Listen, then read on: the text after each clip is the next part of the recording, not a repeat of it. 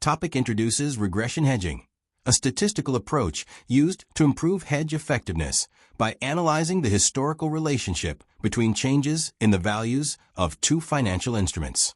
Unlike simple duration or DV01 hedging methods, regression hedging recognizes that asset prices and yields do not always move in perfect proportion. By estimating the slope coefficient from historical data, regression analysis identifies the optimal hedge ratio that minimizes portfolio risk. The program emphasizes that regression hedging is especially useful when managing basis risk, which arises when the hedging instrument and the underlying exposure are imperfectly correlated. This methodology provides a more realistic and flexible framework for fixed income and relative value hedging strategies.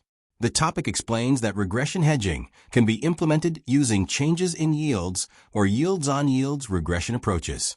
In a changes in yields framework, the regression estimates how changes in one yield respond to changes in another yield over time. The resulting slope coefficient determines the hedge adjustment needed to offset interest rate exposure more accurately.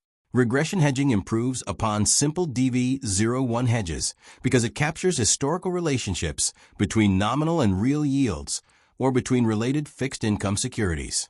The topic highlights that this technique allows traders to estimate the volatility and effectiveness of a hedged portfolio more precisely, particularly when market relationships are unstable or evolving under changing economic conditions.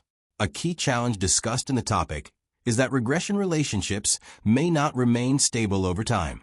The estimated slope coefficient can change as market conditions, monetary policy expectations, liquidity conditions, and investor behavior evolve. Consequently, a hedge ratio estimated from historical data may become less effective in future environments. The program notes that regression errors may also exhibit correlation patterns depending on the chosen modeling framework. Risk managers must therefore continuously monitor hedge performance and recalibrate regression estimates as market conditions change. Despite these limitations, regression hedging remains a powerful analytical tool because it incorporates empirical relationships rather than relying solely on theoretical assumptions regarding fixed income price sensitivity. The second major topic is principal component analysis, PCA, a statistical technique used to simplify the analysis of large sets of correlated financial variables. PCA transforms many correlated interest rate movements into a smaller number of uncorrelated principal components that explain most of the variation in the data. In fixed income markets, the first few principal components typically capture the majority of yield curve behavior. The program explains that the first component usually reflects parallel shifts in the yield curve. The second captures steepening or flattening movements, and the third reflects curvature changes. This dimensionality reduction significantly simplifies interest rate risk analysis and portfolio hedging.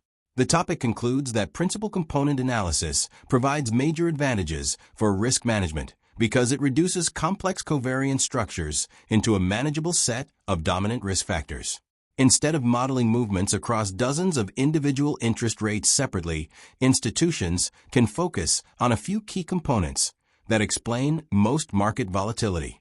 PCA therefore improves computational efficiency, enhances portfolio stress testing, and supports more effective hedging strategies.